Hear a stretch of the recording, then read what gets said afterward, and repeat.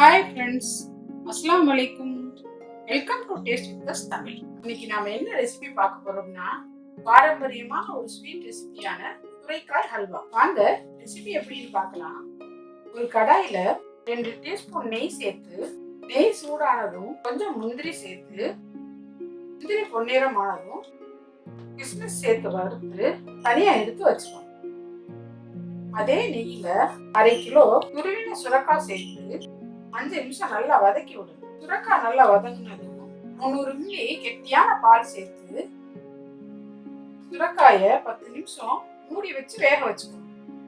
பால் நல்லா சுண்டி வந்ததும் 1/4 கப் ஜீனி சேர்த்து நல்லா கிளறி விடுங்க. ஜீனி சேர்த்ததும் சுரைக்காய் இலகி வரும். ஜீனி கரைஞ்சு சுரைக்காயோட நல்லா சேர்ந்து சுண்டி வந்ததும் 1/4 டீஸ்பூன் ஏலக்காய் தூள் சேர்த்து 2 டேபிள் ஸ்பூன் நெய் சேர்த்து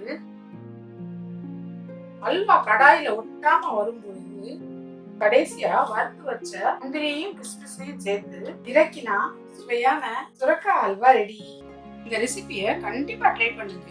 இந்த வீடியோ பிடிச்சிருந்தா லைக் பண்ணுங்க, ஷேர் பண்ணுங்க, கமெண்ட் பண்ணுங்க. டேஸ்ட் வித் அஸ் தமிழை சப்ஸ்கிரைப் பண்ணிக்கோங்க. தேங்க்யூ.